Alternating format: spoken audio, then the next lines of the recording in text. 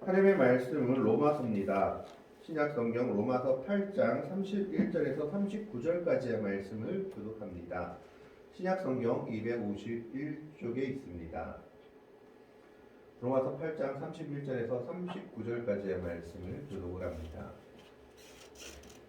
31절의 말씀을 제가 먼저 공독해 올립니다. 그런즉 이 일에 대하여 우리가 무슨 말 하리요? 만일 하나님이 우리를 위하시면 누가 우리를 대적하리요? 자기 아들을 아끼지 아니하시고 우리 모든 사람을 위하여 내주시니까 어찌 그 아들과 함께 모든 것을 우리에게 주시지 아니하겠느냐? 누가 능히 하나님께서 택하신 자들을 고발하리요? 의롭다 하신 이는 하나님이시니 누가 정죄하리요? 주실 뿐 아니라 다시 살아나신 이는 그리스도 예수시니 그는 하나님 우편에 계신 자요 우리를 위하여 간구하시는 자시니라. 누가 우리를 그리스도의 사랑에서 끊으리요?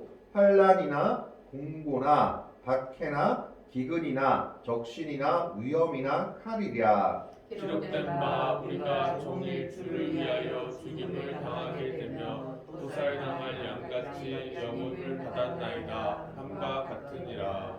그러나 이 모든 일에 우리를 사랑하시는 이로 말미암아 우리가 넉넉히 이기느니라. 내가 신하니 사망이나 생명이나 천사들이나 권세자들이나 현재일이나 장래일이나 능력이나 높음이나 깊음이나 다른 어떤 피조물이라도 우리를 우리 주 그리스도 예수 안에 있는 하나님 39절의 말씀을 같이 읽습니다. 높음이나 깊음이나 다른 어떤 피조물이라도 우리를 우리 주 그리스도 예수 안에 있는 하나님의 사랑에서 끊을 수 없으리라. 아멘.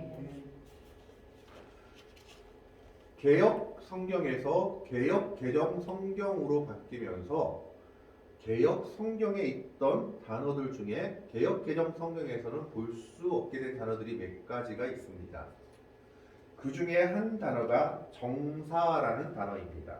정사와 권세라는 단어들을 전부 다 다른 단어로 대체하게 됐는데 골로새서 2장 15절에 보면 개역 성경에는 정사와 권세를 벗어버려라고 되어 있는 게 개역 개정 성경에서는 통치자들과 권세들을 무력화했다라고 되어 있습니다. 그래서 이 정사와 권세는 영어 NIV 성경으로는 powers, 힘과 and authorities, 어떤 권위, 권세, 기관의 어떤 그런 정부의 권위, 권세들을 이야기하고도 있습니다. 에베소서 6장 12절에서도 우리의 싸울 것은 혈과 육이 아니요 정사와 권세에 대한 것이다 라고 개역 성경에는 되어 있지만 개역 개정에서는 이것이 역시 통치자들과 권세들로 바뀌어 있습니다.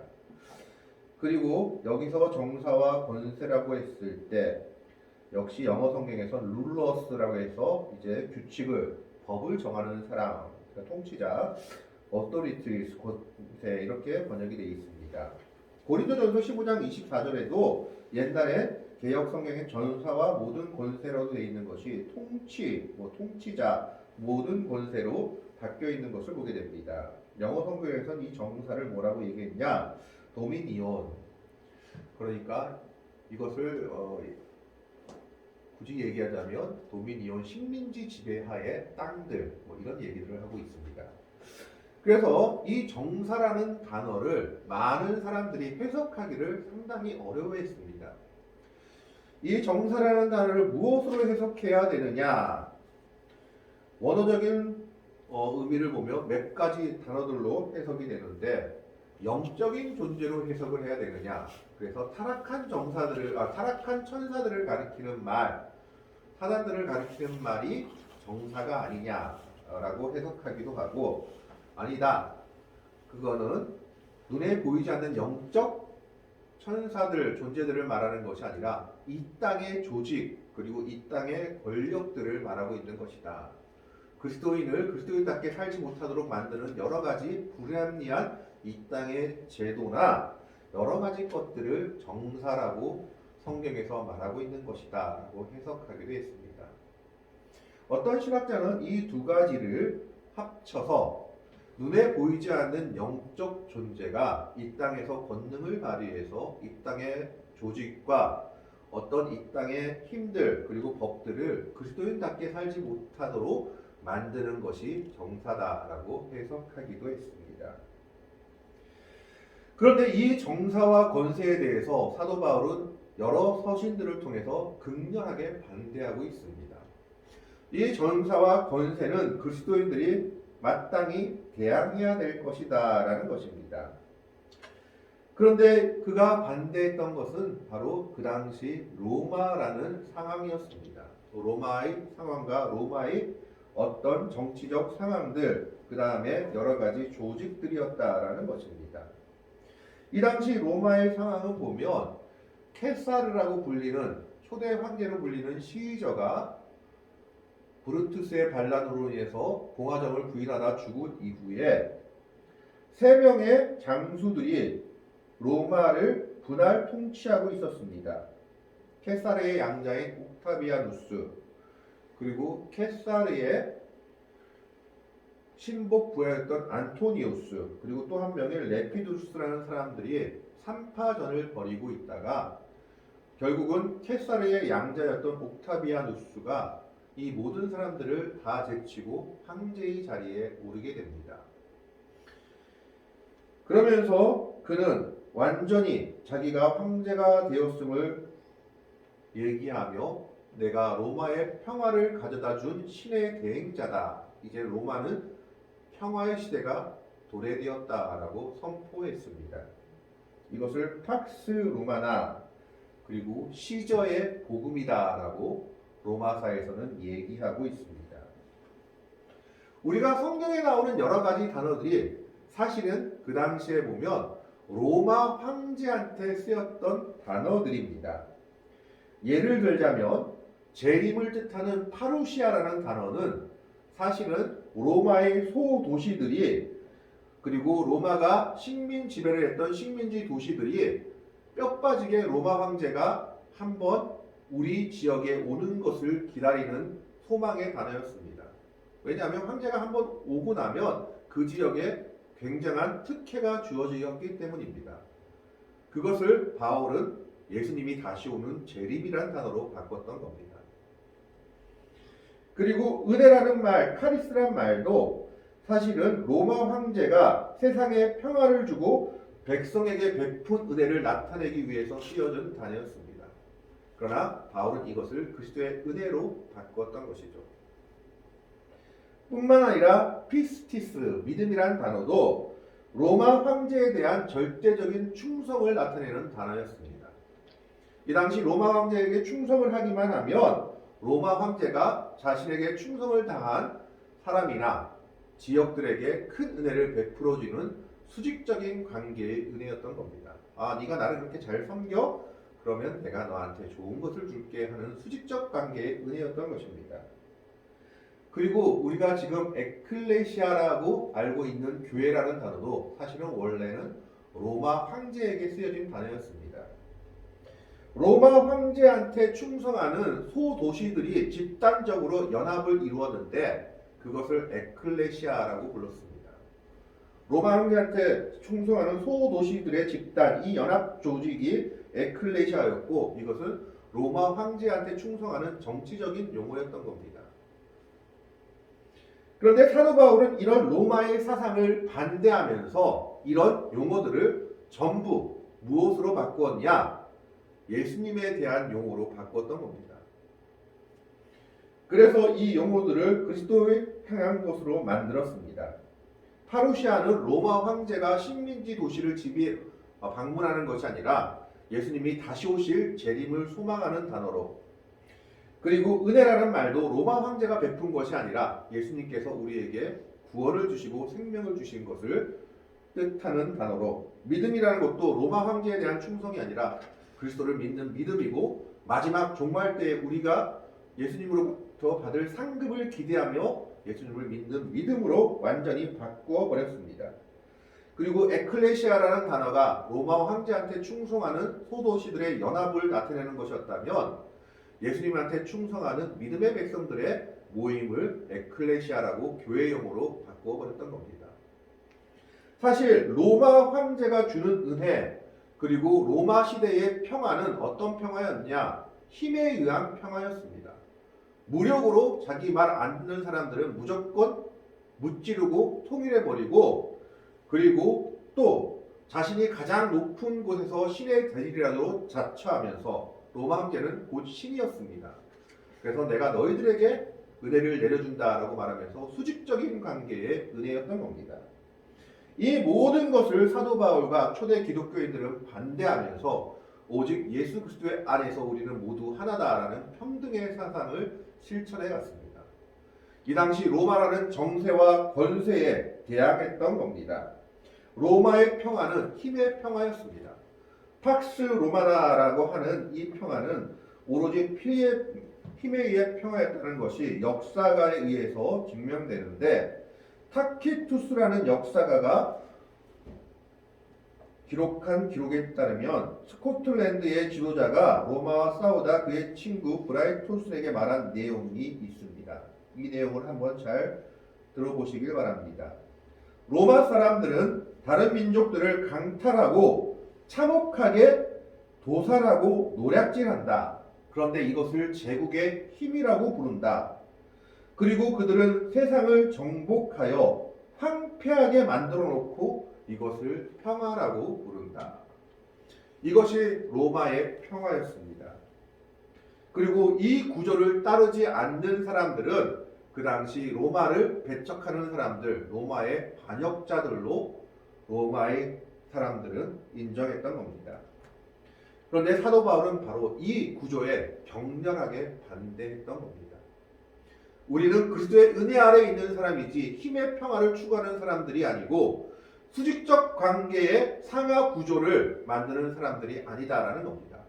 그리스도 안에서는 모두가 하나 되었다라고 말하면서 종이나 자유자나 교회에서는 하나 되는 세상을 만들었던 것이 바로 초대 기독교요 사도 바울의 선교의 내용이었습니다.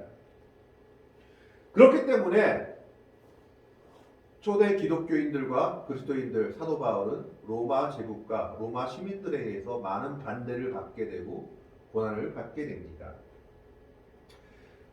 바로 오늘 31절부터 34절까지의 말씀을 그 말을 하고 있는 겁니다. 3절에 보면 누가 능히 하나님께 택하신 자들을 고발하리요 의롭다 하신 이는 하나님이시니 로마 제국의 법에 따르지 않는 많은 그리스도인들이 고발당하고 고소당하고 죄 없이 옥에 갇힌 고난을 당했던 겁니다. 바로 그것을 이야기하고 있는 것이요.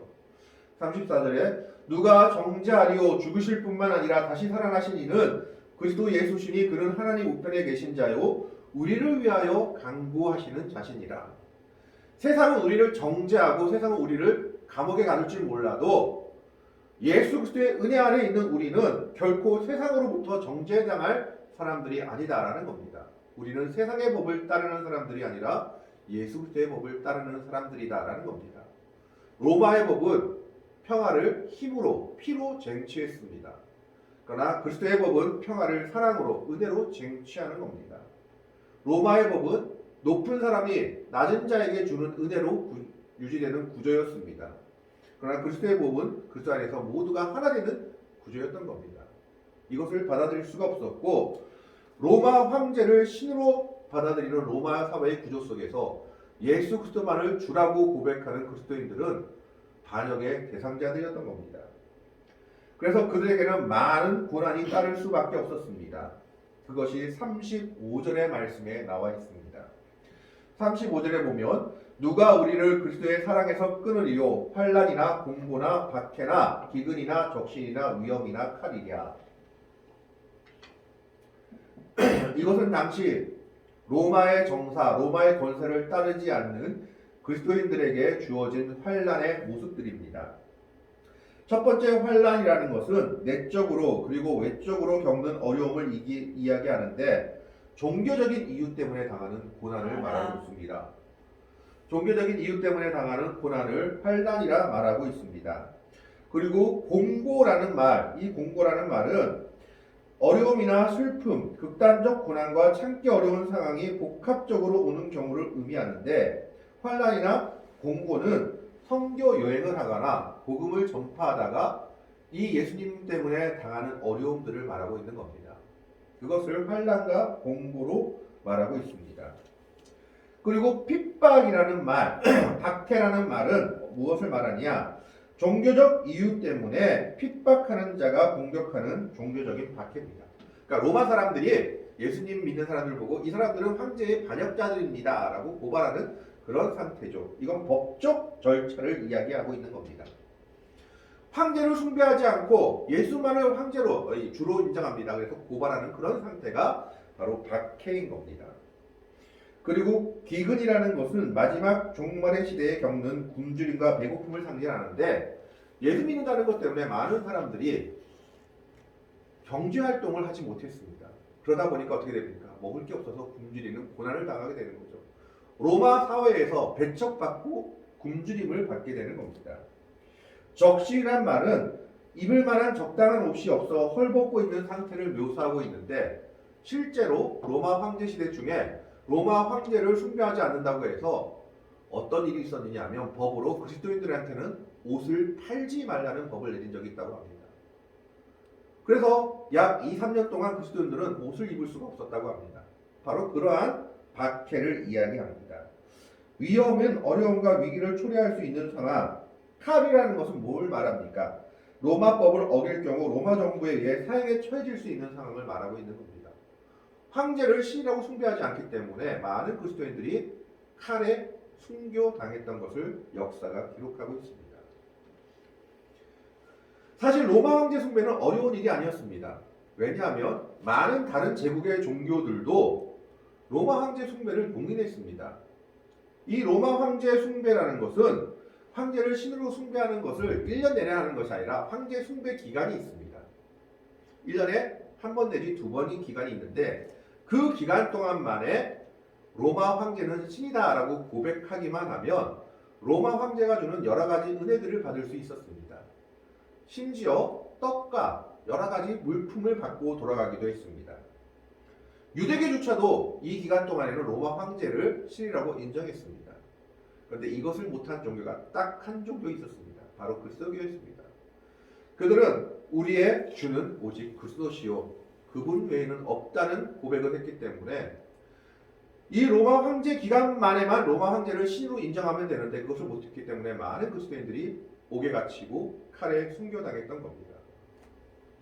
세상의 정사와 권세에 대항하는 삶을 살았던 겁니다. 로마식대로 살지 않고 그리스도인들은 하나님의 법을 따라 살았기 때문에 많은 핍박을 받을 수밖에 없었던 겁니다. 그래서 그들이 얼만큼 위중한 삶을 살았느냐 36절에 보면 기록된 바 우리가 종을 위하여 죽임을 당하게 되며 주를 위하여 죽임을 당하게 되며 도살당할 양같이 여김을 받았나이다 함과 같으니라. 시편 44편에 나오는 내용입니다. 메시아에 대한 예언의 내용 중인데 어떤 내용이냐, 지금 제물로 쓰일 양처럼 좀 있으면 죽을 양처럼 그런 생명의 위협 속에서 하루하루를 살아가고 있다는 겁니다. 그것이 초대 그리스도인들의 삶의 모습이었습니다. 그럼에도 불구하고 사도 바울과 그리스도인들이 고백하는 것이 하나 있습니다. 37절의 말씀입니다. 그러나 이 모든 일에 우리를 사랑하시는 이로 말미암아 우리가 넉넉히 이기느니라. 예수 그리스도의 은혜로 우리가 승리할 수 있다라는 겁니다. 로마는 자꾸 그리스도인들에게 로마식대로 살라고 강요합니다. 황제를 숭배하고 황제가 주는 떡을 먹고 그리고 수직적 계급의 은혜를 받고 살라고 얘기하지만 바울과 초대 그리스도인들은 이 일을 결코 받아들이지 않았습니다. 그들은 하나 되어 살았고 그리스도만을 주로 섬기며 살았고 서로 사랑하는 삶을 살았던 겁니다. 이것이 로마인들의 눈에는 로마 정부의 눈에는 거슬렸던 겁니다. 그래서 그들을 핍박하기 시작합니다. 그러나 칼도 기근도 적신도 위험도 그들을 그리스도의 사랑에서 벗어나게 할 수는 없었던 겁니다. 그러자 이제는 종교적인 어려움이 찾아옵니다. 영적으로 이제 어려움들을 보내고 있습니다. 38절에 나오는 내용들이 바로 그것입니다.